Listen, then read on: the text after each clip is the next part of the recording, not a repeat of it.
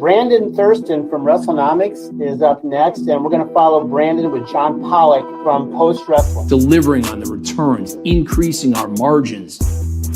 Ratings go down the toilet if I'm not here. All I do is simply put the math in my favor.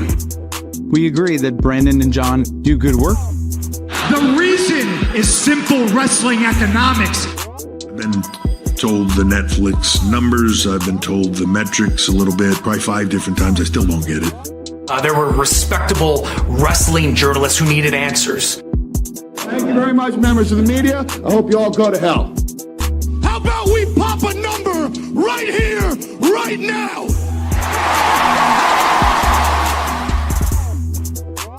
Whole part of the show, man. Welcome, everybody, to Pollock and Thurston. John Pollock and Brandon Thurston here with you. How are you, Brandon? How is the air quality in Buffalo, New York? Well, I wanted to confront you with something today.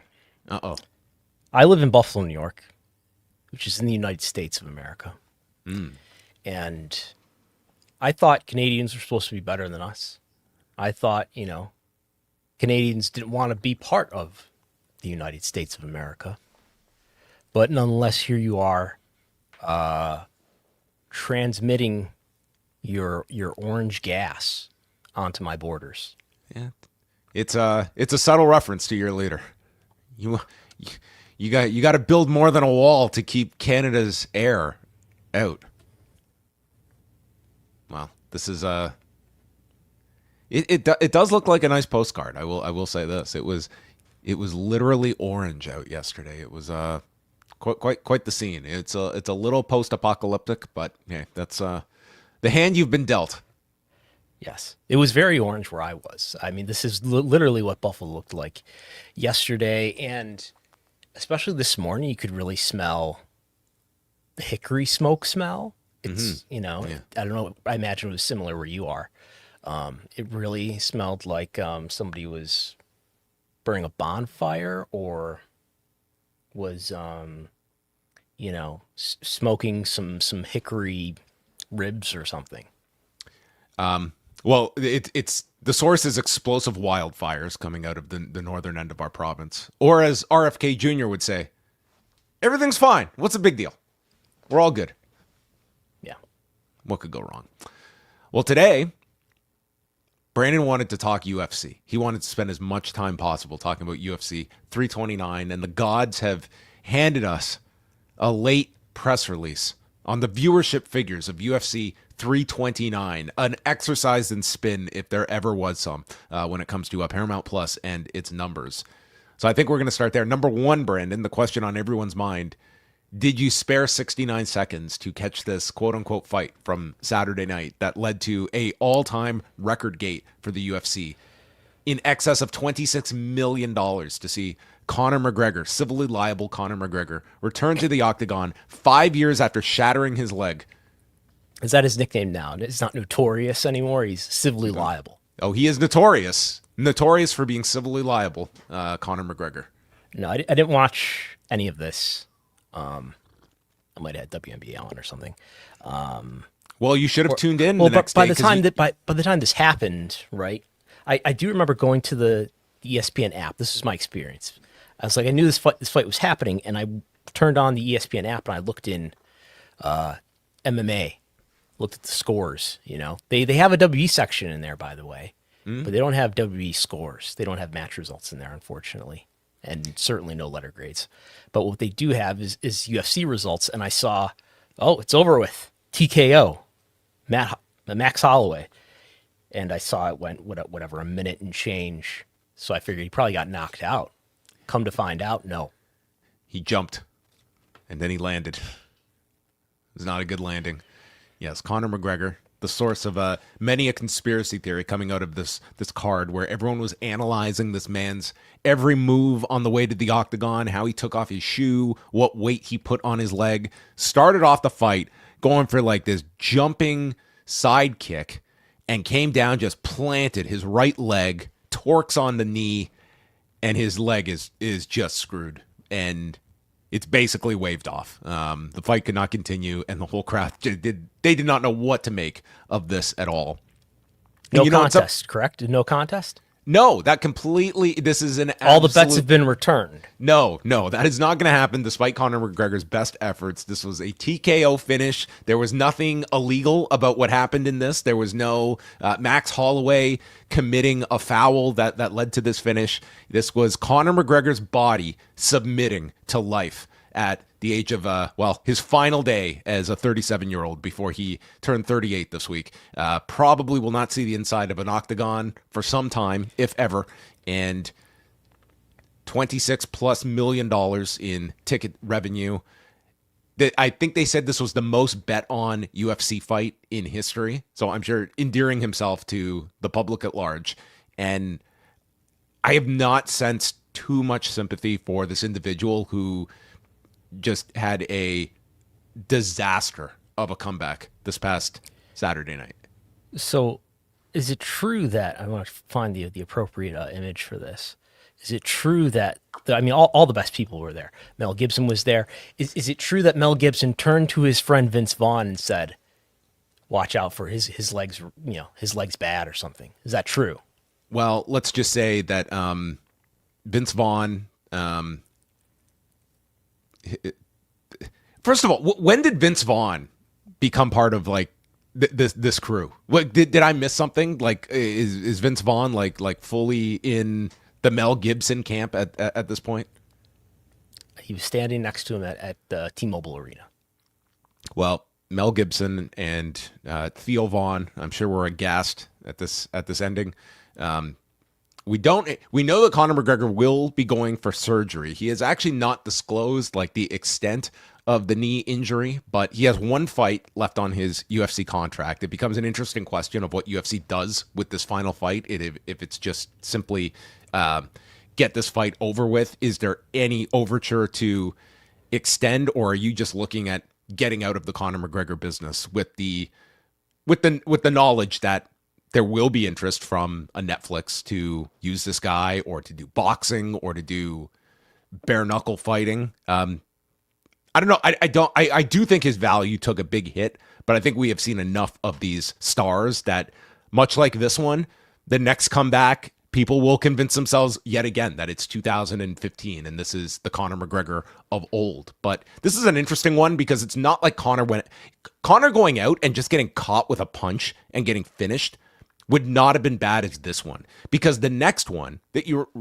we remember now, the last two fights, we have seen Conor McGregor have to leave the octagon with his body in tatters.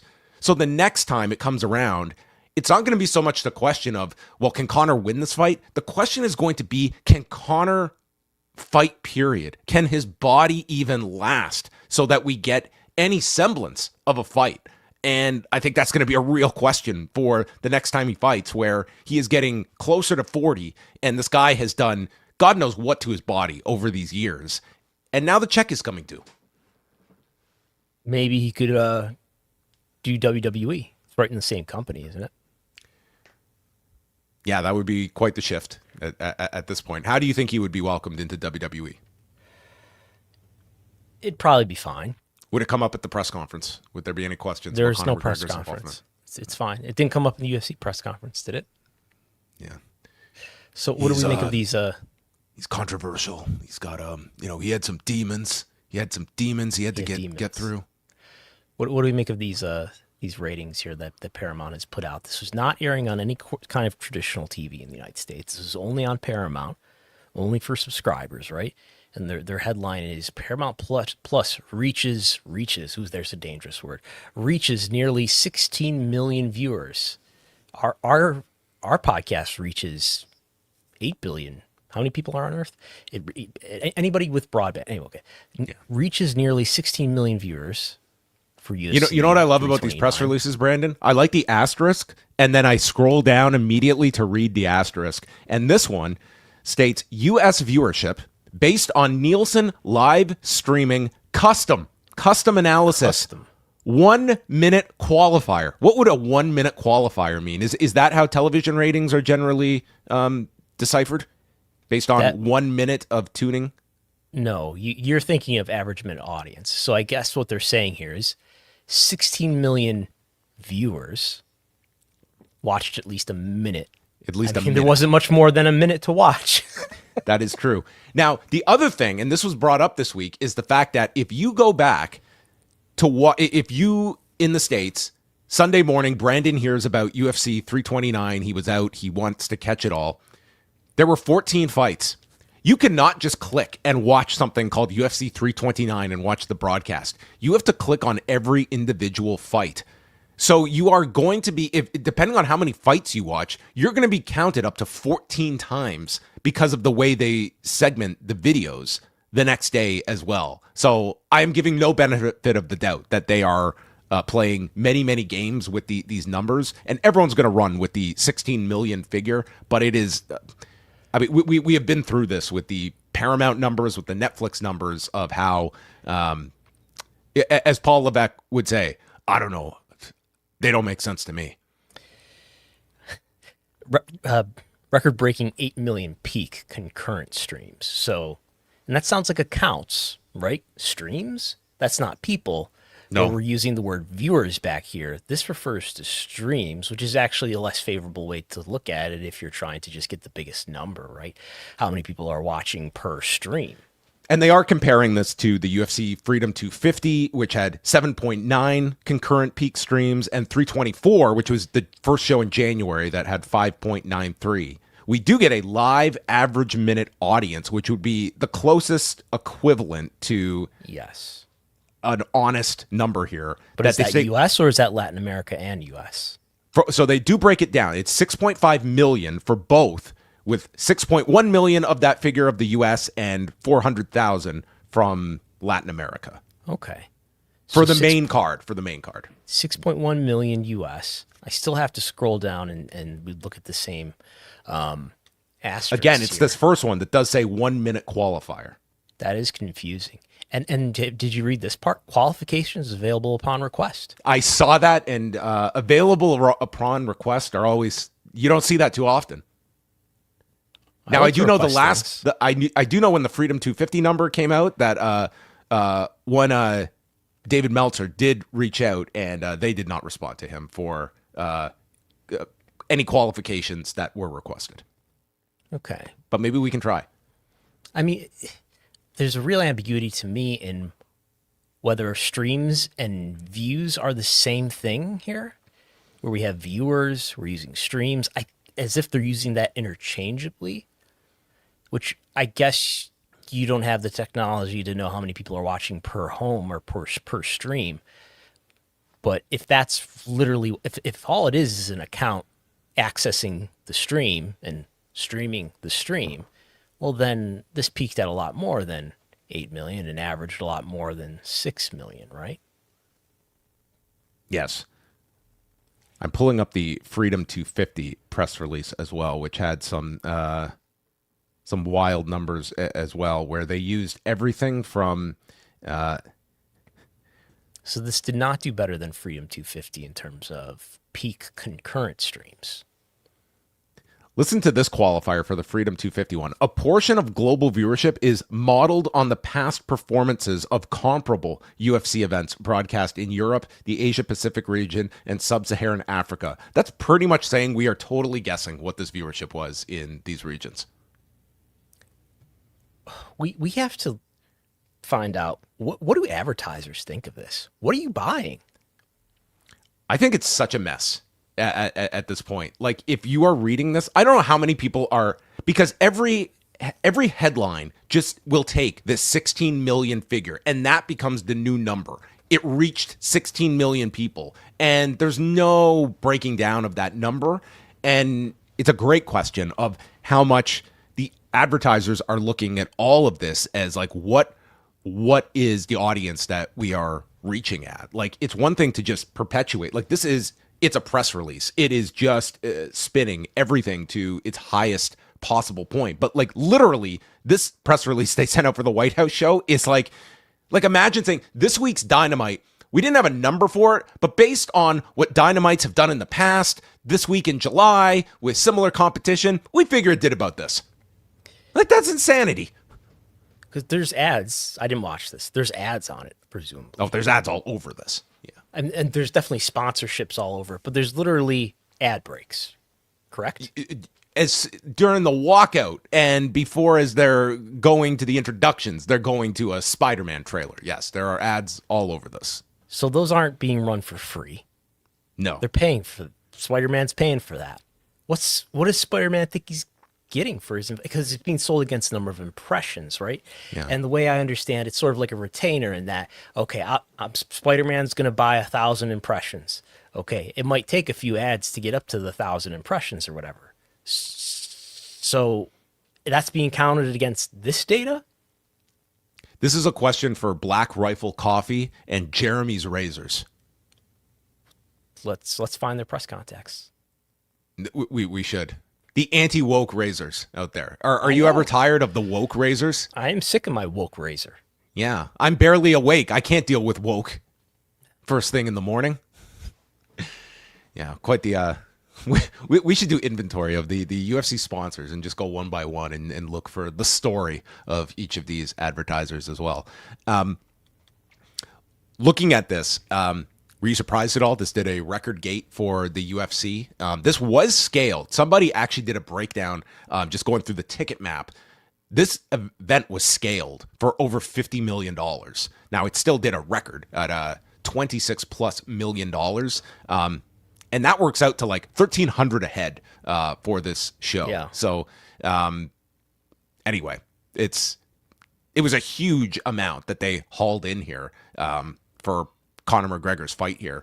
But so they had to change prices, you're saying? I think the prices came down toward the end. Like this was not sold out as of like midweek last week. But this is from the initial on sale of where they had priced these tickets.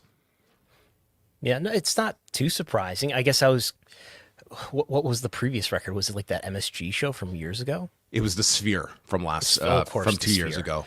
The Sphere. And this outdid the Sphere, which was 20-ish. About, yes. It's not too surprising. I don't know. You would think that maybe Conor McGregor's star has fallen somewhat between before this fight and previously, but apparently not. I mean, there was a big build up and wait for it.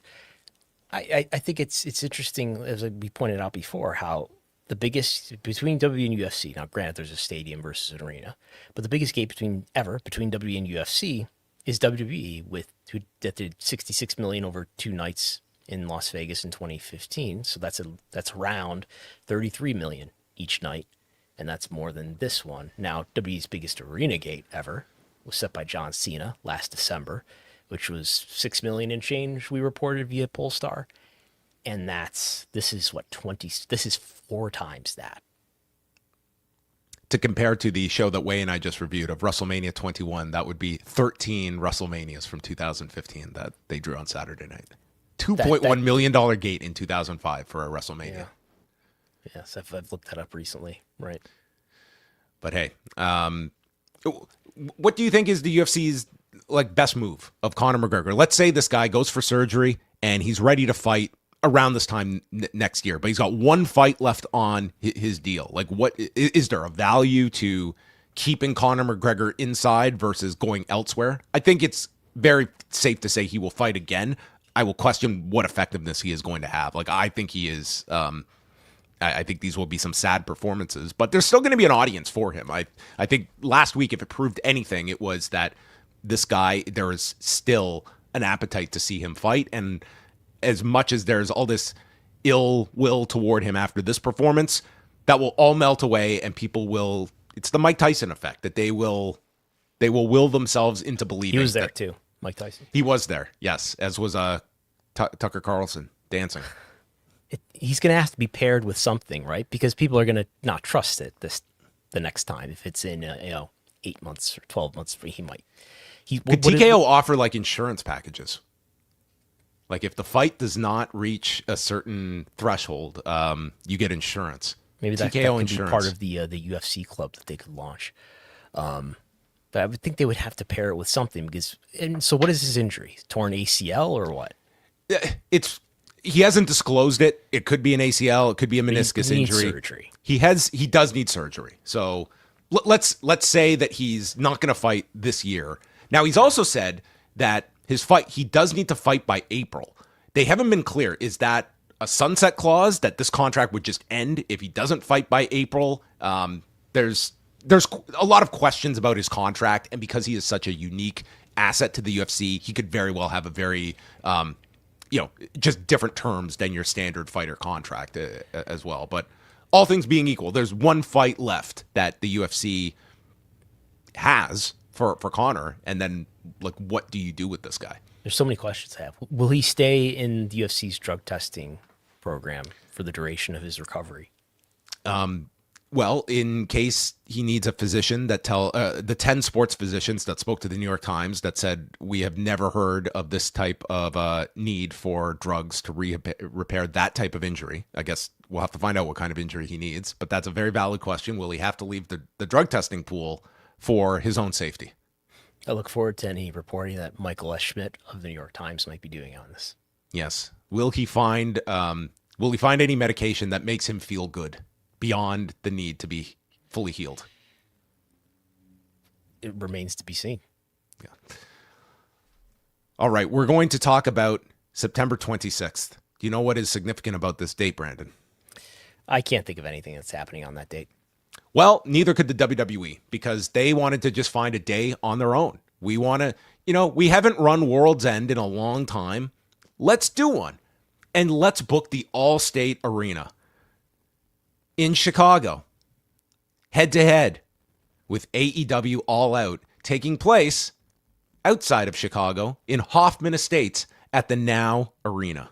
And that is what we are getting. September 26th, head-to-head, not a first for WWE going head-to-head with AEW, but they are going to this basically the same city to run head-to-head as the Worlds Will Collide on this particular show. And in the past, this has been generally reserved for like NXT, AAA.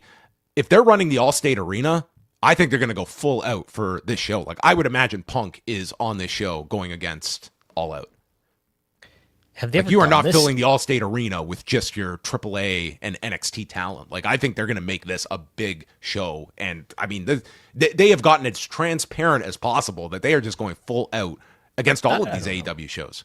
I don't know. Have you ever seen me talk about or think about any competitor of mine? Never. They put blinders on the horse. Why do they do that? So you're not looking back to see what the other horse is doing. The horse does that. They're going to trip and break their leg. I believe in my career, I've always operated that way. Well, their horse is called the McGregor, and it's breaking its leg. Okay, so they are the blinders have fallen, and they're taking a few looks to the left and the right and seeing what is coming up. And they are going to go here with Chicago. Have they ever done this before in the same city? Of course, they've done broadcasts on the same day. This is more what they used to do with like Jim Crockett Promotions, where they would book the city like the night before and run late or something when Jim Crockett Promotions had a show the next afternoon or something like that. But of the AEW strategy, yeah, this is a first of running the city itself. And it's not like one's a Saturday and one's a Sunday, correct? No, this is Saturday. They're both September 26th. And this is also 2 weeks before they're running their Money in the Bank show. They have not announced a September event. So this might be the big event of September. Like, they have not made an announcement of a WrestlePalooza. So we will see if they slot that in as well in September, or if this just becomes the big Raw SmackDown event. So this could be a main roster show. I think it has to be a main roster. There's no way you're booking the All-State Arena for anything but your biggest talent. Like, I'm expecting this to be the big main roster push to go against AEW. And now it becomes the question of if AEW moves to the afternoon, or if they just say, F it, we're going to run in the evening and we're going to see what happens. So I'm a big fan of All-State Arena. All-State Arena is owned by the people in Rosemont, Illinois. Of course. And in Illinois, my experience in Illinois, I don't know if they have some standards or precedents that make people go fast. The records requests I've made in Illinois have been exceptionally quick. It's funny, in the Allstate Arena in their W's venue contracts with the Allstate Arena, there's, if I'm remembering right, the Allstate Arena, not only did WWE have an exclusivity window on the Allstate Arena, it's worth mentioning AEW's never ran this building. That's right. It's the old Rosemont Horizon. But also, I believe Allstate Arena got WWE to commit that that is the only building in the Chicago area that they will use for a window of time. Right, because WWE did the United Center for like a one-off. Didn't Recently, right? Yes. There was like last year they ran the United Center, as I recall. Elimination Chamber. That's right. Was that this year? 2016, yes. February 28th. Okay, so yes, they are back here, the Allstate Arena. Yeah, we'll get it. So we will get August 30th is All in London, which has the double header of NXT and AAA. So that's their strategy for that day. And then this is the next show that they've announced, and it does make you question, like, if this is just going to be the strategy for every AEW show, that they are going to put something on these shows. Like, it is becoming the routine now instead of the exception. Have you ever seen me talk about or think about any competitor of mine? Never. Never met the kid. Let's talk about some lawsuits here. Did you are you up to date on the Ludwig Kaiser case? Because I did get. I have not reviewed the filings, but I am aware of his side of the story has been told. Yes. So today he had, this is Marcel Barthel, had his first pre-trial conference. He was not there present in the Orlando courtroom, but they have set a second conference for August 27th. Barthel is facing a misdemeanor battery charge, but he has filed a motion to dismiss the case based on statutory immunity under Florida's Stand Your Ground law. And earlier this week, there was a filing on his behalf that gave Barthel's side of the story that it differs from the police report and from Richard Reep's description, that instead of Barthel and his girlfriend, Andrea Bazzarte, aggressively kissing, Barthel's side stated that they were hugging. And this caused unrest by Richard Reep, who stated, "Have some fucking respect." And then Barthel leaned out of the elevator to ask what he had said because he was confused by that statement. And Reep allegedly made a statement to the effect of, "Have some respect before I call ICE on that bitch," which is quite the demand for respect and backing it up with that type of a threat. Barthel then exited the elevator, confronting Reep verbally, telling him his statements were offensive and inappropriate. Barthel did not threaten. I'm sure that's exactly what he said. Yes. I am only verbally telling you this. Barthel did not threaten or touch Mr. Reep at this point. Mr. Reep then came forward toward Mr. Barthel aggressively, raising his hands and getting very close to him. Mr. Barthel, in fear that Mr. Reep was going to batter him, pushed Mr. Reep away. Barthel walked into the elevator where his girlfriend was standing. Reep then approached the elevator in a threatening manner. Barthel stepped out of the elevator and told Reep to leave them alone. Reep then walked away briefly and came back toward the elevator again in a threatening manner. Barthel was concerned that Reep would physically attack him or his girlfriend, so he pushed him away and returned to the elevator. Reep then threw a soft drink bottle at Mr. Barthel. Barthel did not retaliate. Rather, he remained in the elevator, pushed the button for his floor, and left the area. In this altercation, Barthel pushed Reep only after Reep had approached Barthel aggressively and threatened him. Barthel pushed Reep to stop his continuing approach and attack. Barthel then entered the elevator where his girlfriend remained and left the area. Sorry, but reading that, I get the Heyman voice in my head. He came at me in an aggressive fashion. There was no maliciousness on my behalf of my client. So yeah, this is Barthel's side. It should be noted that in the police report, they did observe marks on Reep's head as well, which would not be consistent with simply a push. So, I mean, there are two different stories being presented here, but the surveillance footage was requested by Barthel's legal team, and I believe like they have been granted that surveillance footage. So, I mean, I would not be contradicting the surveillance footage if the lawyer had seen it, and this is what they are presenting here. But I mean, you have two sides. As you guys mentioned, it's a question of whether there would be audio on it. I'm looking. Right. I don't think this tells us definitively, but Florida is a two-party consent state, so that means if you're recording a conversation, both people involved in that conversation has to consent to it. So I wonder if that affects how you're able to.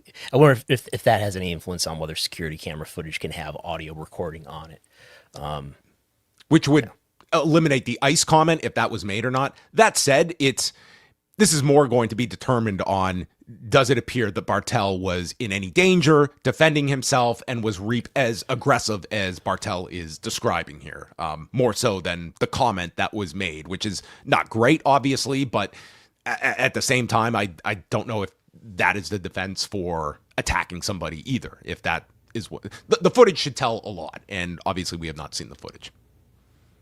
Will the footage be filed with the court? I would think it would have to if the judge is going to consider it. Would you air the footage on Dynamite if you got the security footage? Well, what's the name of AAA's television show? AAA, yes. AAA. Maybe Dominic Mysterio gets the footage and brings out Richard Reap. Yeah. Well, without audio, I'm not sure it's really worth it. Yeah, well. We also have Queen of the Ring back in the news. $105,000, which tells you the state of this film. So, Brandon, you reported this week that a lawsuit was filed by AEW against Ring Productions LLC, which is the group that produced the film that came out last year, citing $105,000 in unpaid sponsorship fees. And they agreed to a sponsorship deal with AEW in January of last year where they were going to pay AEW $350,000. And for that amount, Queen of the Ring would have sponsored matches on AEW programming. Members of the cast would be shown on broadcasts. They would play the trailer inside various arenas. And you would have talent hyping the film on their social media accounts. Just kind of breaking kayfabe right there, isn't it, for talent that are putting over this movie? Have we investigated it yet whether or not the social media posts were properly marked, labeled as sponsored? Something to look into there, if they were discreet or not. So Ring Productions, they did pay $250,000 of the amount last May, although that was past a February 28th deadline and then had the rest of the payment that is still outstanding. So they still owe $100,000 in sponsorship fees and another $5,000 in contractual talent expenses. They're also asking for interest on the amount owed, and that they have filed suit in Duval County, Florida. And to me, the most interesting part of this. I know what was yours, because I read this. I was like, this is totally where Brandon's head goes, is that there was an arbitration clause, but not necessarily. Hold on a minute, because they attached AEW, they're trying to enforce this contract that promises them payment, so they naturally attached the contract. And this is not a talent contract, so they had less of an issue, I guess, putting it in a court filing. Couldn't this cause harm? Trade secrets?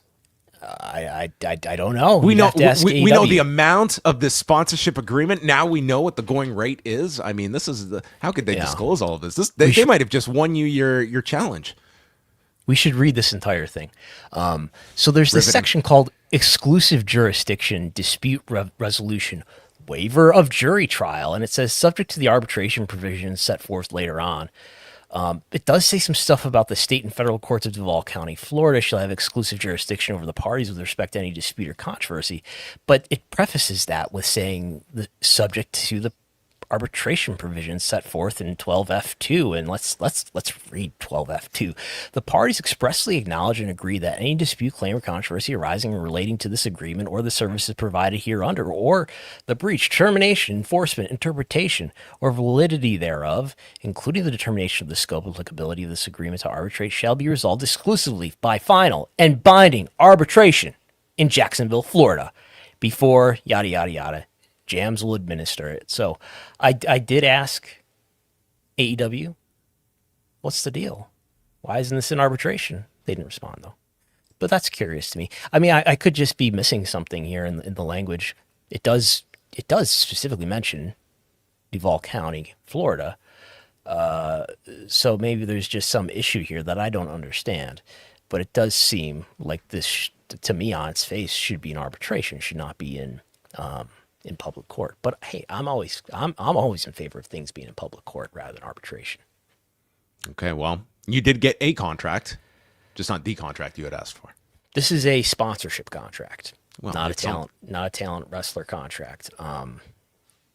It does have the monetary values. Well, the monetary values are exactly what's at issue here. So they did not redact those. They didn't redact anything in here. In fact, I out of the kindness of my heart, decided to redact the AEW bank numbers that are there. So, although that was nice of you.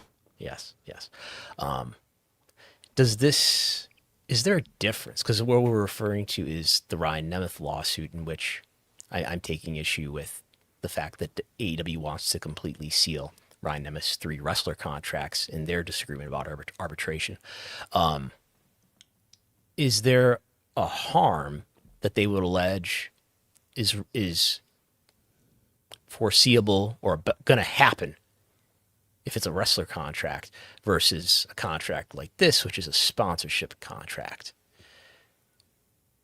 What's the competitive harm, the trade secrets that will be exposed? Does WWE, when they look at a talent contract, get some really more powerful information than when they look at a sponsorship contract? And is it only WWE that I should be, or other wrestling companies that I should be thinking about?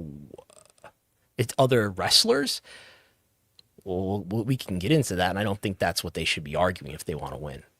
Well, on a grander set of circumstances, I think this would be so much more of a help to talent if everyone knew what everyone was making. Now, that would cause chaos, but I think that would be... It would cause chaos. It would cause fairness. It would cause... Oh, you would have people losing their minds when they would see what other people are making. But it would create... you have so little negotiating power when you don't know what you are negotiating against. Everything is kept in secret. And I think the idea of at least having a threshold of this person makes this and this person makes that, I think it gives everybody comparison points. And forever, that has just been so hidden. And the talent have all bought into the idea that we do not talk about what we make. It's the rare exception that you have people talk about actually what they are making. And they would be so much better equipped when it came to negotiations if they had that information. And I expect that there are confidentiality provisions in AEW as well as WWE contracts, talent contracts, that prevent them, that put some legal hindrances on their ability to actually publicize that.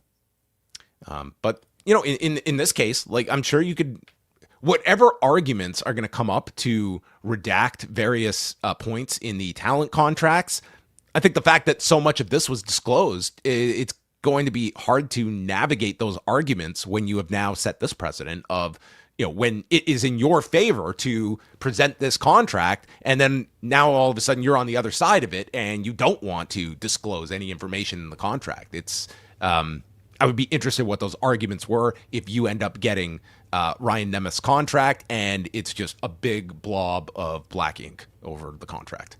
Well, if it is, I'll probably file another opposition. This movie, did you guys reviewed Queen of the Ring, didn't you? I think so. Yes, I did see it. So? So it made it in its opening weekend. I've not seen this film. $380,000. That alone is almost as much as what they promised to spend in their sponsorship for AEW, which they contractually they spent $350,000. Ultimately, this film grossed, according to this Box Office Mojo, about $658,000. All told. So not a big box office success. I couldn't find information on what this film cost to produce. I would think it's at least a few million, right? So you can imagine why, they might be all out of money, this Ring Productions LLC. So the other things that's interesting here too is, right, AEW says they're owed $105,000. What do you think it's going to cost them to pay outside counsel to litigate this? Let me ask you this. Of all the cases you have covered, can you remember a lower sum that has been sued over? Does anything come to mind? No. I don't know that we're often following cases where a specific dollar figure is in dispute, but yeah, $100,000 to outside counsel. If this goes far enough, now I doubt that this Ring Productions LLC is going to have a lot of money to litigate back and forth with them. That's the other thing is what are you in fact suing here? Like, is there even the money to recoup here for this? I almost wonder if this is, let's say, I mean, it's an LLC. It's probably an LLC that was created solely to produce this film. So if the film didn't work, you just sort of let all your debts go bad and declare bankruptcy, and then everybody divides up the assets, I guess. Could AEW get rights to this film? My AEW, that's the settlement. Yeah. They get Jim Cornette on My AEW. It's got many AEW wrestlers in it, right? Right. Camille was in this. Tony Storm was in this. So Britt Baker was in a role. Yeah. And you could basically promote it as a worldwide exclusive because nobody saw this. We make movies. All right. Well, this will be a case that. But then again, like, I don't know. Do you need to, if that's your end game, do you need to sue them to do that, or just let it go to bankruptcy and say, I'm owed this much? I would be very surprised. Like, we're talking such a paltry sum that I would think a lawsuit would be the absolute last step I would want to take. Like, this is such an insignificant figure in the grand scheme of things. And to your point, it's like, it's going to cost as much just to litigate this, versus, working out something. Like, I would think, like, if this Ring Productions, it was like, hey, all we can manage is 40% of this or something. It's like, we would probably take it and just take what we can. And maybe like there's nothing to take from this, from this entity, at this point. And I don't know if they'll see anything out of this. Does this reflect on AEW that this movie wasn't able to be more successful given the investment that they made in promoting on AEW's programming and I mean, I guess it didn't help. Like, it was a very limited release. Like, I don't even recall. I think I got a screener to see it because I don't think it played anywhere near me either. Like, this was a very small release, and I think that played more of a factor. And so this says in its opening, it was in 825 theaters. I don't know what that is for, like, a percentage, or what to compare that against. I mean, you're talking like in a big blockbuster is going to be 3,000 plus theaters. So that would like be the comparison point. So like, that's a national So number. this was not a huge distribution anyway. Not a big distribution. But I mean, it's still, I would say, underperformed when we're talking like this didn't even gross $1 million. I would say that would be pretty disappointing. And the fact is the budget was much higher than that. There was no way this could have been thought of that it was going to do this amount.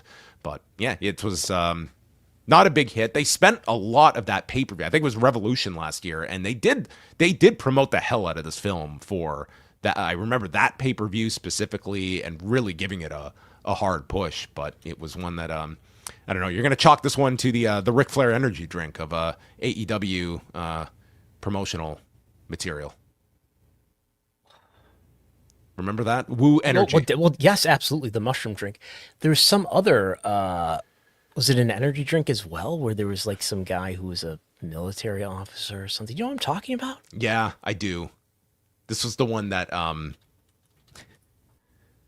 Josh Nason did like a deep dive on, like on this company, and it was just like a total disaster when you looked under the hood of this thing. But I forget the exact product. But AEW has not had a perfect hit rate when it's come to sponsorship relationships. The video game, like this was the zombie video game or something. How about Will Ospreay coming out in the Assassin's Creed something or other? Well, Assassin's Creed is still in business, so that's okay. That's the new barrier is, are you still in business after working with AEW? So yeah, Assassin's Creed would be on the higher end. Survivor Series, November 28th in Houston, Texas, 2 weeks after Full Gear. So could Survivor Series get bumped up by a few weeks? Is there a potential of that? Is there flexibility of booking Daikin Park in Houston, Texas? This is the former Minute Maid Park that hosted the Royal Rumble in 2020, right before the pandemic. So one night of Survivor Series, and they are promoting it once again as War Games. Okay. Yes. No, do we have any public funding for this one? Oh, I'm sure we do. Yeah. I bet we do have some event trust funds program that are being used for this. Yeah, I'll probably wait until after the event is finished to make a request. But yeah, whenever you're running a big event, especially if it's going to be in a stadium in Texas, always keep in mind the event trust funds program.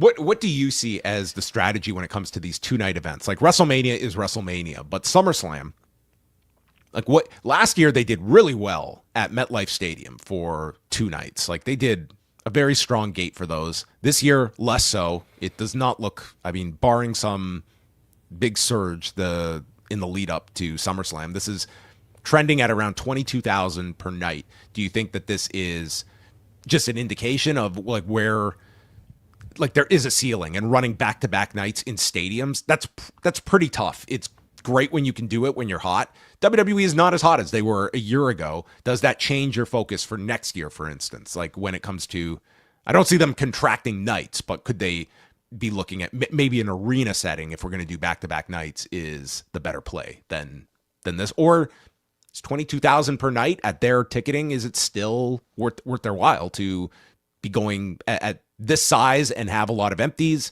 versus an arena where you can fill it and you may as well book the stadium? Yeah, doing 2 nights at an arena seems like a better option. You're creating the scarcity then. You're going to have you're going to have 2 hot packed arenas versus 2 stadiums where, what'd you say the numbers? They were, we looked at it the other week, they're trending towards. They're about 22 right now, and they're trending towards, I think it was a 35 or something like that. Yeah, I was thinking, why was SummerSlam the first one after WrestleMania to be chosen for this 2-night stadium show? And when I think the consensus is that Rumble is bigger, and you've got the natural fit in some ways to have, you've got 2 Rumble events now with the men's and the women's. Why not just do it like that? I imagine their thought is that they don't want to do 2-night events as close on the calendar as Royal Rumble and WrestleMania would be, only being separated by 3 months or something. So SummerSlam is further away, although it's only 3-4 months separated. Maybe it is a little bit more distance though, and it is number 3. It's not Survivor Series, which is number 4. But yes, especially if they want to keep the ticket prices at the level that they are, sure could do that at an arena. Yeah, and All in London has now crossed 30,000 for Wembley Stadium. So there has been some movement since the Omega Ospreay match was confirmed. They've, it hasn't been a giant jump, but they've gone from basically like 26 to 30, and you're tracking this one to finish around like the 40 mark. And when I did the math, I believe it was last week we did it. I have not updated that analysis. There's other analysis I've done that I will reveal later. But yeah, it looked like it was tracking towards 40. And in fact, after we did the numbers last week, I realized that maybe I had missed the 1 or 2 most recent estimates from WrestleTix, and it might go even a little bit higher. But 40 it's not much different in the range of 40. We are going to get to some fun TNA talk, but before that, WWE Microdramas. Yeah, I don't know what this is about. ReelShort, the world's leading microdrama platform in WWE, the global leader in sports entertainment, has announced a partnership. Wait, who are we? Are you not going to attribute who broke this story? Oh, The Hollywood Reporter. They've been working on this one. Yes. They got this a few hours before everybody else. Oh, how? They snagged this one. Did they anonymize people close to the situation, feared retaliation or something like that? How did they get this? I don't know. They've got their eyes on the race. They're not looking at the horse to the side. WWE today announced a partnership to produce an original live-action microdrama, marking the first collaboration between a major sports and entertainment brand and a microdrama platform. The collaboration brings together WWE's iconic superstars, world-renowned creative strategy, and global fan base with ReelShort's expertise in premium vertical storytelling to create an entirely new entertainment experience for audiences around the world. Together, the companies are introducing a new way for fans to experience entertainment through mobile-first storytelling while expanding the possibilities of the rapidly growing microdrama format. The first series will feature WWE superstars Drew McIntyre, Jacob Fatu, and Joe Hendry, among others, alongside fan-favorite ReelShort stars Mark Herman and Chase Matson. Production is scheduled to begin next month, with the series expected to premiere this early fall. So do you understand what it is? I still don't understand what it is. It sounds like a short. A short film? Yes. Or like a TikTok? A dramatic one. Yeah, this is outside of we're outside of the age demo for this, clearly. And then where am I going to watch it? I guess on whatever ReelShort is going to provide you to watch this on. Is this going to be on TikTok? Do I have to pay for it? Well, ReelShort's innovative platform. Looks like maybe a streaming service? Yeah. Okay. How much does WWE talent get for taking part in this? Do they get a SAG actor card? No. None of that. It sounds like they're they get to be a team player. That's what they get. Okay. Well, that's how you become the global leader in sports entertainment. I convinced Brandon to watch a bit of Dark Side of the Ring. How far into Dark Side of the Ring? I watched all of it. You watched all of it on 2x speed. I'm gonna reveal here too. I'm a YouTube Premium subscriber. I jacked it up to like 2.25x speed at times. Yeah. Damn. That's And then on my way home, has your article been released now? It's up for patrons. It'll be up tomorrow on the site. Okay. I made an AI voice of Barack Obama read it to me on my drive home. That's amazing. I wish you I would have done that instead of my own reading of it. So okay. Yeah, well, Barack and his thoughts on TNA. What were the strengths of Dark Side of the Ring other than the speed of which you watched this in? Jeff Jarrett comes off very well. He comes off well as, this is the guy who founded TNA, and he wasn't a perfect person either, and he had alcohol issues, and he had his ups and downs there, but he came out of it, and he's doing better. His wife likes him a lot. Does not like Dixie Carter. They do not like Dixie Carter. I was thinking you should probably if Dixie Carter wants a platform to have her side of the story heard, there are options for that. Yeah, I don't know. It's a company that what did you write in there that this would have killed other companies several times over what they've been through. When you stack it all together, this is a company that had so many advantages that you look. To me, the most frustrating part with TNA is that from 2000, from their inception in 2002, I would say right up until NXT really gets going in 2014 when the network launches, they have this laneway all to themselves when it comes to talent that WWE is not interested in. They had a major cable outlet for almost a decade on Spike, and they had this it made no logical sense how they found Panda Energy because of the publicity woman that they had hired to work, who just happened to have parents that ran this gigantic multi-million-dollar corporation that had the interest in investing into wrestling year after year after year. They had so many advantages. And when you look at the fact that after all of it, it was millions in losses, and then going through all these different ownership changes and different directions, and so on the brink of going out of business on so many occasions. It's like people just remark, it's like they're still around. It's like, yeah, they have not died. It's like they are the Keith Richards of professional wrestling companies. It's like he somehow wakes up in the morning, and that's TNA that just they keep going along. But I think that there's just been so many missed opportunities over the years, and the wrestling industry, it not just caught up, but it lapped a TNA where the industry caught up to, you know, different styles and different performers that could get over, and WWE expanding its view on talent it would hire, and other companies getting cable television. And, you know, TNA is just, you know, they are an also ran in what's still a competitive landscape. And I think number 3 is, you know, charitable of where they stand in the US scene at the moment. And that's a very tough position to be at. And they're in another one of those positions where you don't know what the next steps are going to be for this company, that they can gain some momentum, but typically always come back down to earth. And that's where they feel like at the moment. I just realized I could have listened to you read me this article on my way home. I did do an audio version. Yes, I just realizing that. You could have just called me. I would have just read it to you as well. We could have got Bix to read it as well. You should... I've got the Vince Russo book. That's going to be a very tough read because there's going to be one voice in my head as I'm reading this book. I was thinking, I think towards the end of hearing Brock read me your article, like if you took $1 million, how much money do you think was invested in the startup cost of TNA? $1 million, something like that. That, I mean, could have been a lot more. Richard Scrushy gave them apparently like $3.5 million in a line of credit. And then he ended up being, you know, facing SEC charges of fraud. So that kind of fell through.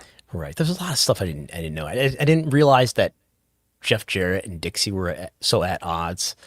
But if you took, so let's say you take $3 million and you invested in a NASDAQ index fund in 2002, today you would have somewhere around $45 million, which is that is not what Bob Carter did. Tony Khan said he would not buy TNA for $40 million or whatever the other week. And that was, and he wasn't interested. He was offered TNA like before AEW started, and he wasn't interested in it. Like that. Tony Khan was? That was, that it'd been reported at the time that before AEW launched, that Tony Khan, there was at least like if there was an interest, and Tony Khan just wanted to start fresh, and not take an existing company. Like that's a brand that has taken a beating over these years. You discussed in the article, you know, the time where AJ Styles leaves the company, and he goes on the Indies and becomes this big star on the Indies. And you know, I don't think I was ever on a show with well, yeah, I was. So he becomes a big draw on the Indies to sell tickets, and the question is like, well, how come TNA couldn't draw on the road? Couldn't draw doing their own house shows. It was a toxic brand, and in some ways still is. I think it's just people see that brand, and it is a significant negative. Yeah, and one that, like, I think what they outline here is, you know, it's very favorable to Jeff's side. Like, this is Jeff Jarrett's story on Dark Side. It would have been great if you had a Dixie Carter as a counter to that. I don't know if she would have come off better if she was involved in this or not. Like, there is blame to go around though too. It is not like Jeff had the magic wand either, and everything he touched turned to gold. It was like, this was always a company that had just so many challenges and an attempt to try and be everything for everyone, and not necessarily like you were trying to get like these wild oppositional forces to coexist, whether it was Vince Russo and Jerry Jarrett at the beginning, who had totally different ideas of pro wrestling, but somehow we're going to put these guys into a room and we're going to figure out an identity. Then later it's, well, we can get Vince Russo in and we'll have Jeff and Dutch Mantell to back him up. And then we'll have Cornette in the mix.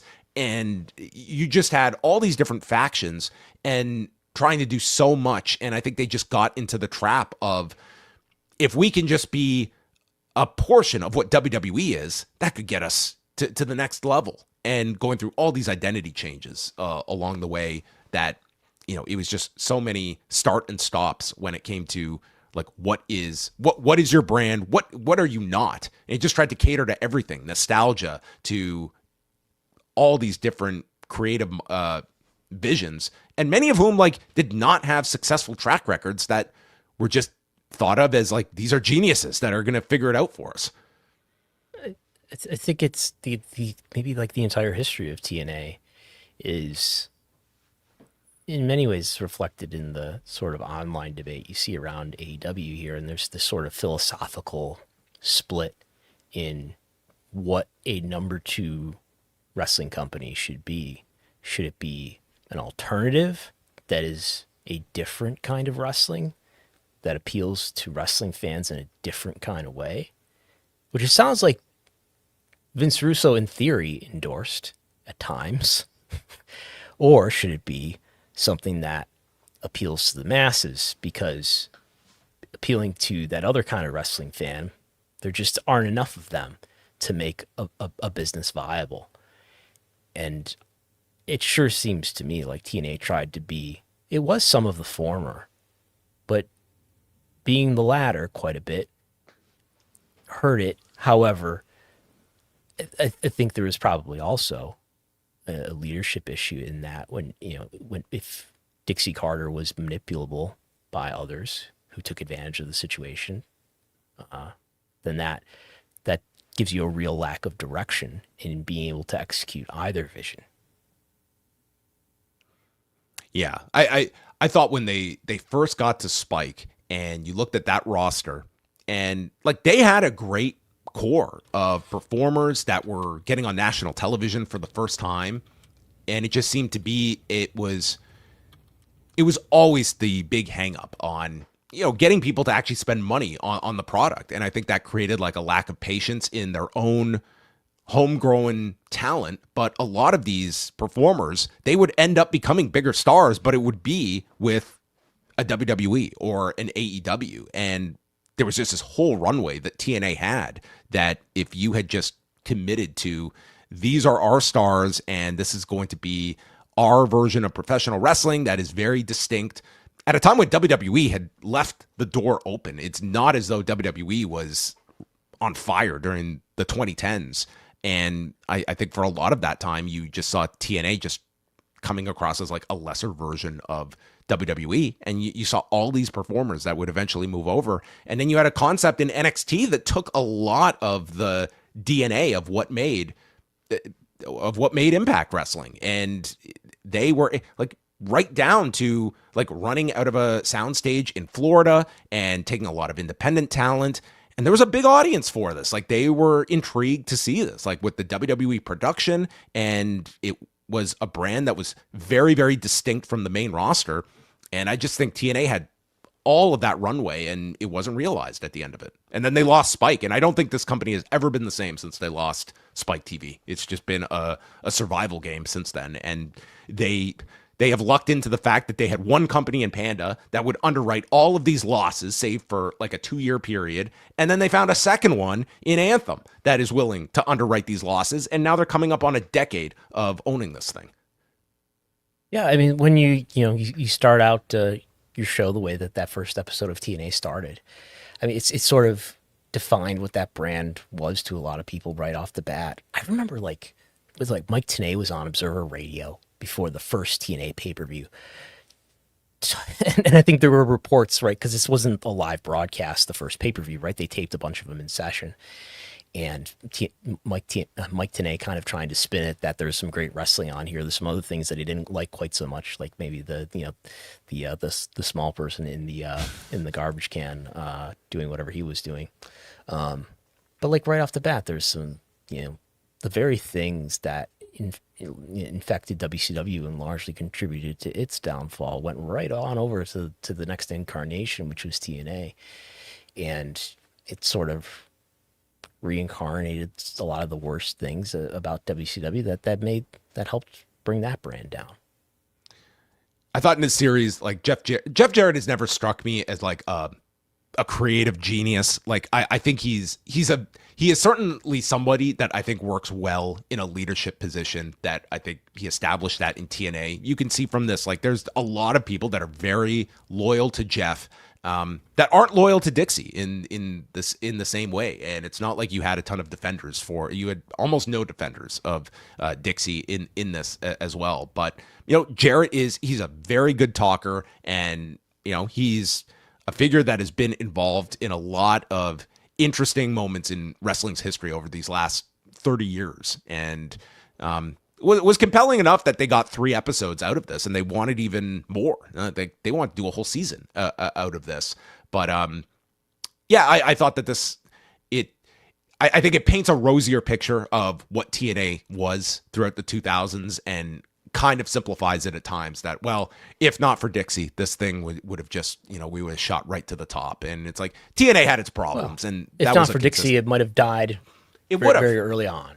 Yeah. Like, whatever you want to say about Dixie, like her family saved this company. And I don't think it makes it out of that first summer, if not for them. Like that thing was it was dead. And they got this gift in the form of like an investment to that degree, and stayed with it up until like the Billy Corgan stuff in 2016. And then they had that battle over the company between Billy Corgan and Anthem. I do wish we were doing the show at that point for all of the all of that fun with Billy Corgan and such. Yes. Any other thoughts on the Dark Side episodes? I don't think so. Well, we have one super chat here, so let us take that one. Jake from the Windy City, who writes that he was reading in a back issue of The Observer on TSN canceling WWE in 2006 because they were not happy with their edgy content. Do you know how TSN views today, AEW today internally? I don't think they've been with, TSN has carried AEW since its inception in 2019. And I mean, it's, it doesn't get a ton of promotion that you will see here, but I think I don't think there's a general, there's no negative sentiment towards them, but I certainly have not heard anything bad, and it's been going on for, they're coming up on 7 years here, and I don't see this. Would you describe the way in which WWE content was edgy in 2006 is different from the way in which one might describe AEW's content as edgy, I would say. AEW, violent, WWE 2006, vulgar and overly sexual. Yes. I think the segment that was like pretty detrimental for them was the live sex celebration with Edge and Lita, which is not big happening. Ratings though. Bro, they don't get it. They're having sex on TV. Yes, but what they did get at the peak of the Attitude Era, they were running Raw replays on Tuesday afternoons, and they got a litany of complaints over that at the time. They got a ton of complaints just by airing wrestling on the sports network in Canada. So they eventually got rid of the Tuesday replay in 2000 and just kept it for the Monday night airing at that point. She's a super chat there just got. What about it? If we put it on the screen, does it say it's $300? Oh, Jesus! Is this person crazy? Is this an accident? Probably meant to put 3. It's gonna break my accounting for the month. I've often wondered if WWE's counter-programming attempts were counterproductive in that they could indirectly increase WWE audience exposure to AEW's pay-per-views, because when a fan searches for WWE on the internet the day of the counter-programming event, they will naturally see articles, results comparing the two. I think that's worth bringing up. This was something that I learned watching, like back in 2008, UFC was Affliction did their first MMA pay-per-view. This was in the summer of 2008, and UFC decided we're going to run a free special against Affliction. And what was interesting was instead of like killing this Affliction show, which did like 100,000 buys, which was, for a startup MMA company, not a bad number to draw on pay-per-view. Like that's multiples of what a TNA pay-per-view was doing, and Affliction didn't have TV. But the reason like it got all this hype was because instead of it just being, well, this other company is running an MMA show, it became the head-to-head battle, UFC versus Affliction. And that's what everyone covered. And I think it did help them. I don't know. That seemed to be Eric's view of what how TNA would benefit going head-to-head with Raw. That's an even better example, was the idea, well, Nitro, it's going to get killed going against the established entity. And instead it became something that the audience got so engaged in because here is this counter programming, and it lifted up both shows eventually, and it ended up being the opposite. Instead of like just siphoning like Raw's audience and diluting both, it ended up creating all these new fans, and both companies ended up benefiting greatly from that as well. It's a worthwhile question of how much AEW is getting, just people are being familiar with this because of these head-to-head battles that they have created, and if more people are sampling like what this is or having a curiosity. I mean, we don't really have an answer to that, but I think it's a worthwhile question of like, I think that these head-to-heads, at least from the results we've seen over this past year, they have indirectly harmed WWE, and I think AEW has come out of it generally unscathed. There's no great data to even verify whether it's hurting AEW, right? Like it's a pay-per-view, and we got pretty limited pay-per-view data. Well, this is one though we will get, like, attendance will matter for this one, being that it is the same market, and we're not just talking about All Out tickets have not gone on sale yet. They did. I don't have a number anyway. Okay, maybe they have. Let me see. I might be able to pull something up here, but 'cause I just looked at WrestleTix. I don't see anything in the spreadsheet. Okay. So I mean that is certainly something that, I mean, if the Now Arena, it's that holds about 9,000 people. The Allstate Arena on sale is on the 20th. All Out does. Okay. Yes.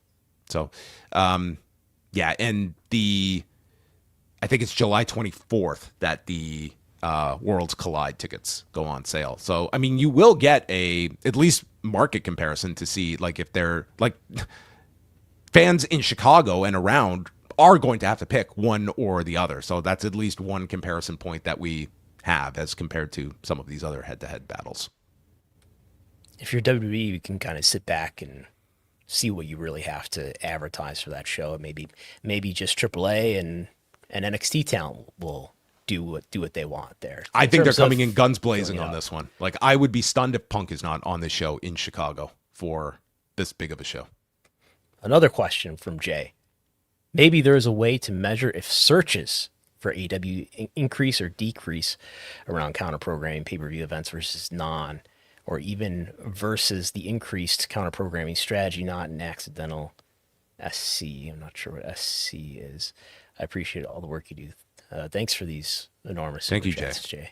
You could look that up on Google Trends. I don't know if we'll have time to do it right now.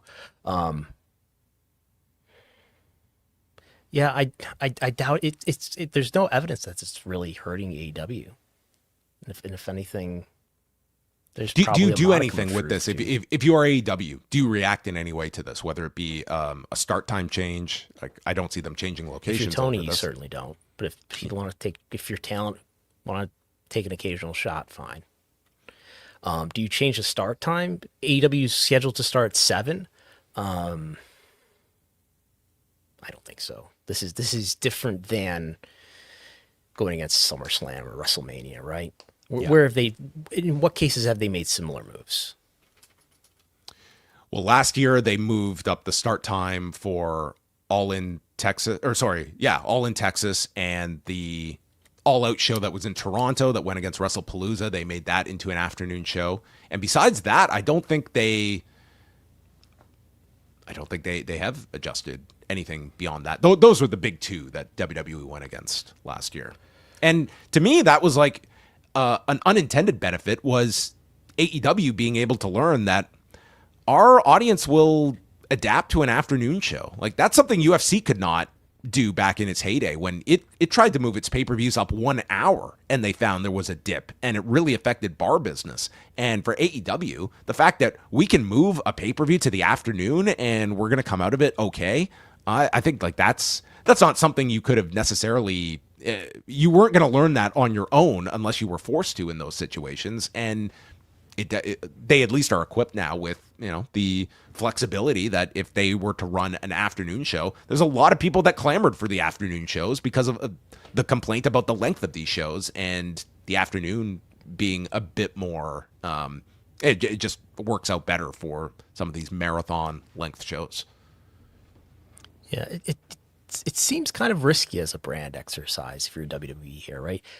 Of course, they're using the AAA brand here as this sort of shield so that if AEW does well or beats them in some respect, well, it was just the secondary brand of ours that they beat. That's all they are. They're just another, they're like our developmental, they're the minor league. But if they're able to do that consistently, I think it really risks like, okay, well, what happens if they go against main roster? On the occasion that they have, I don't know. I point to that Saturday night's main event and that they ran against, that ended up running against All in Texas, and lo and behold, they're not on NBC, and that the ratings just didn't hold up there as they were counter programming, kind of going out of their way to counter program AEW. Maybe Worlds Collide will be the debut of the much-anticipated John Cena Classic. We haven't got any update on that. Maybe that's when the instruction guide comes out. Okay, well, that will certainly be something that will be awaited with bated breath. Did you skip the topic, or are you waiting for? What did I skip? Do you want to talk about my notice of challenge? Oh my goodness, I forgot the main event. It was almost the biggest news of the week, folks. The merger lawsuit. It's still just an agreement in principle, correct? Correct. So it's the merger lawsuit. It is all but done, but not officially yet. So Brandon Thurston has issued his third challenge in the merger litigation, and what he is challenging are the lack of public disclosure when it comes to various exhibits that we got through were filed in the pre-trial briefs from the defendants and the plaintiffs. So, Brandon, what are you doing? What are you trying to do? What am I doing? This is, I believe, going to be the third, and even though this case is settled in principle, this appears to be the biggest challenge I've made yet. So not only, I'm sorry for people listening in audio only, not only am I challenging these filings that are in this table and continue on to this page and this page, that's, I don't know, like 20, I haven't counted them. That's like 20 filings that are being challenged, but I'm also challenging everything that was mentioned, all the exhibits which are not filed, which are mentioned in either pre-trial brief. So you may remember the plaintiffs filed a pre-trial brief, the defendants filed a pre-trial brief. It's basically like the opening statements at a trial, just in paper form. And these were each, I think, around 60 pages for each side. And they mention all of these JX numbers, all of which are exhibits. So I went through them. Now, I always want to do things while keeping efficiency in mind. I always want to do things in a way that doesn't put additional burden onto the court or to the party's resources. So I went through, there was definitely some Python scripting involved in this.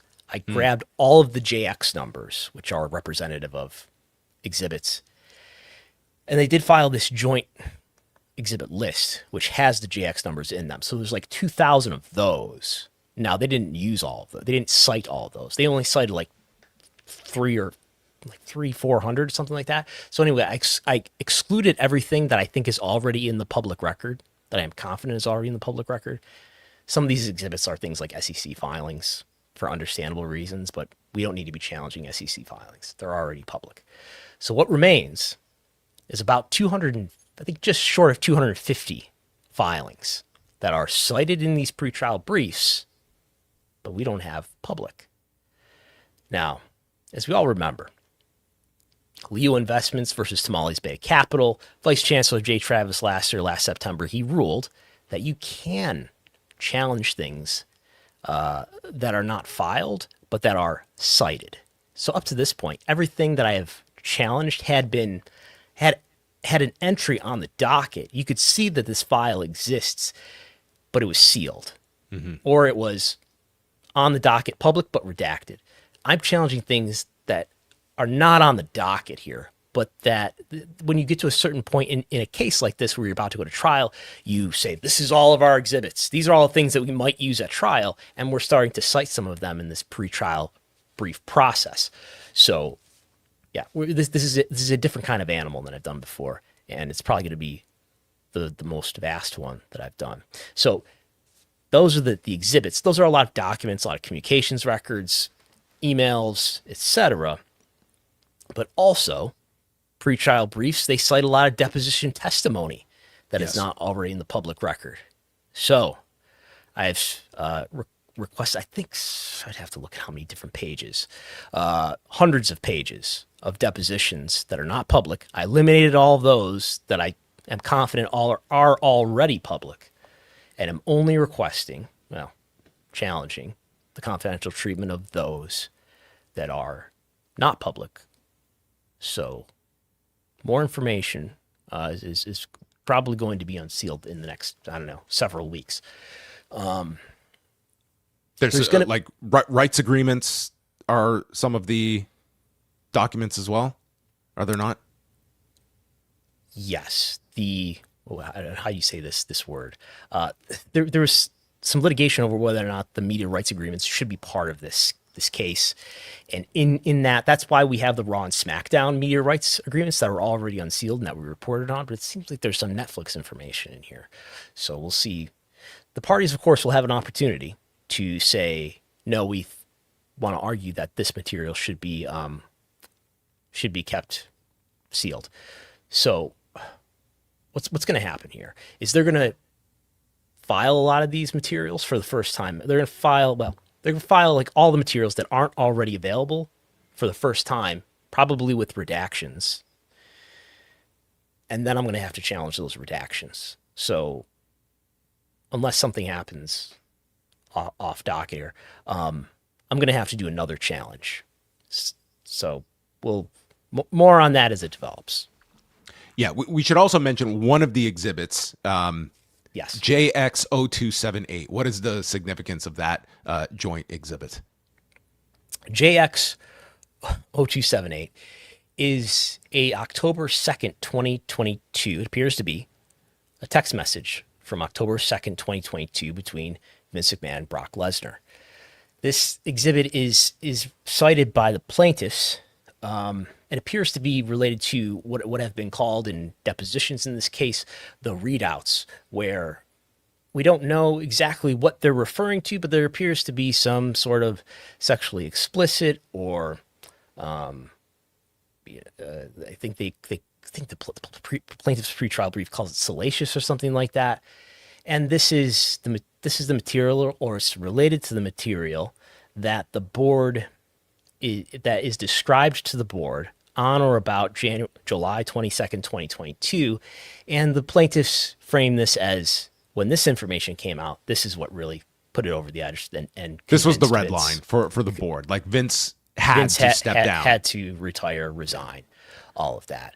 What I write in here about that in particular, and that is the one exhibit here that I'm challenging that has an objection to it, but I'm arguing that is about evidence admissibility. That's about whether or not the judge should consider this evidence when the judge makes his decision, which he's ultimately not making a decision at trial. And public access is a different question. In any case, it's I forget what I was. Yeah. So we can also clarify as you do in your challenge. Yeah.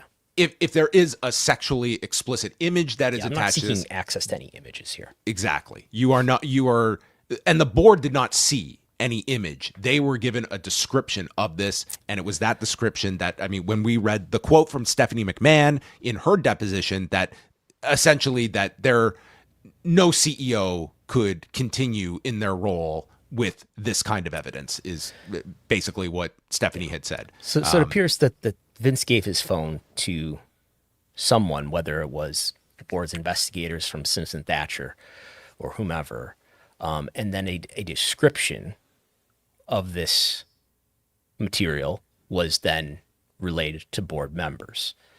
And Janelle Grant has referenced this material in some of her Instagram posts and pointed out that she was never asked for her consent about whether this information from Vince's phone could be given, which is presumably explicit material.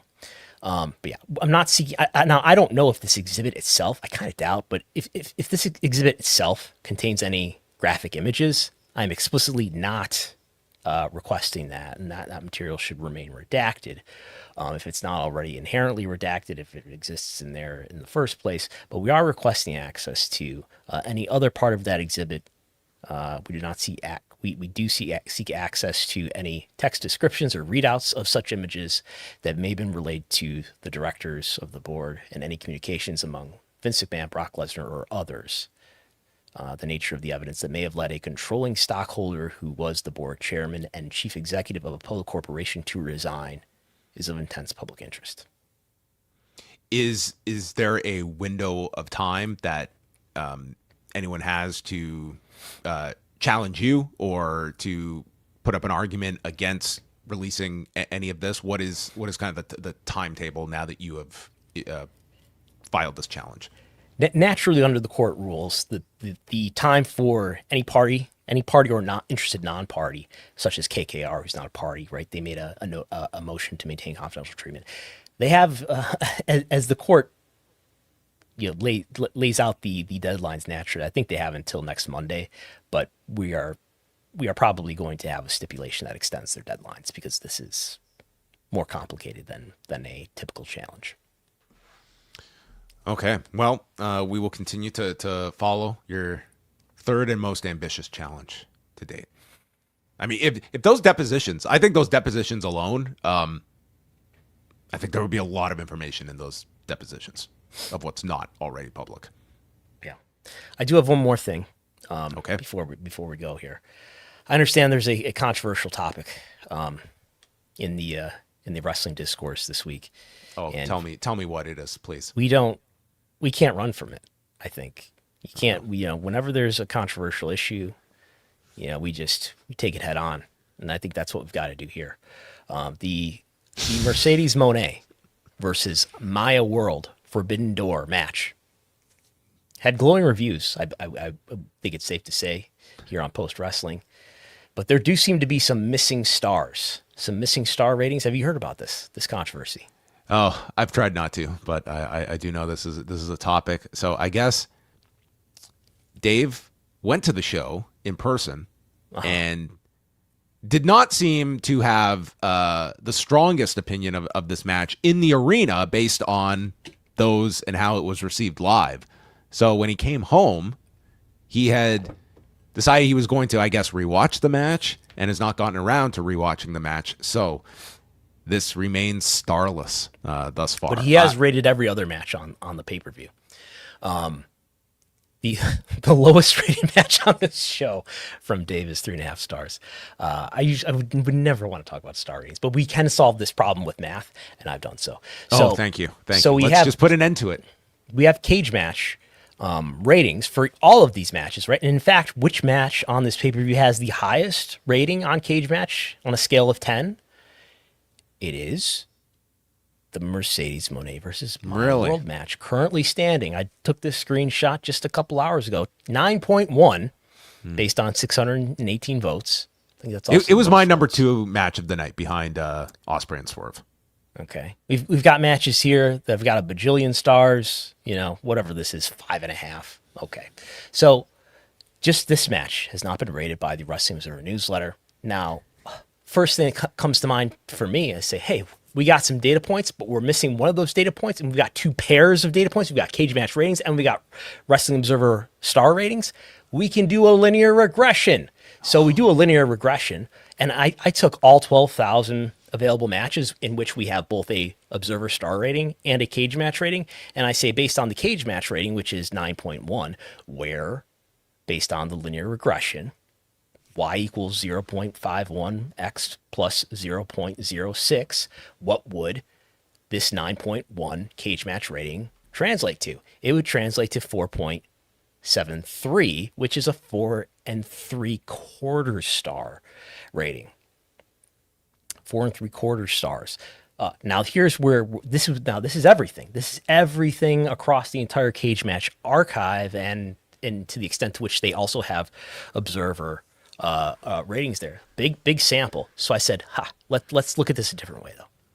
What if we just look at the Mercedes Moné matches? Is there something about the Mercedes Moné matches that maybe gives us a different prediction about what Dave would rate these? And under that set of circumstances, we get a slightly lower 4.5 stars.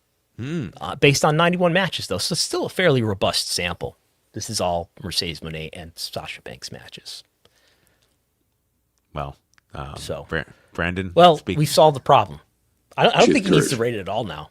I don't think he needs to rate it at all now. We've done it for him.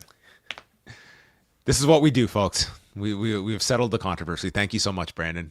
Linear regressions, a very underutilized tool when it comes to. And look, it's a good R squared too. This is a 0.77 R squared. Yeah, that's pretty robust. Mm-hmm. That's great. That's significant, I would say. Okay, well, I think this should be a monthly segment. I think you should go through and tell us what the, just solving match critiques. Leave it to math. Yeah. On that note, everyone, we thank you all for staying up with us. We will be back next Thursday.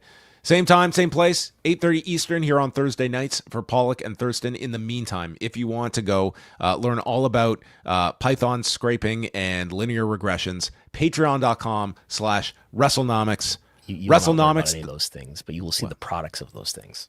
That is what you are going to get straight from Brandon. And if you want to go over, I cannot provide you Barack Obama, but in my own voice, writing about the chaotic history of TNA. It is up now, postwrestlingcafe.com, in both written and audio form. And Wei Ting and I have just done our Rewind Away covering WrestleMania 21 from 2005, featuring Aki Bono versus The Big Show, Big Dave Batista, John Cena. So that is up there on the Post Wrestling Cafe as well. So have a great week, everybody. We hope that your air quality is orange or above, and always stay safe out there. As from Buffalo to Toronto and all parts in between, as Canadians, we apologize for our mess, but hey, things could be worse.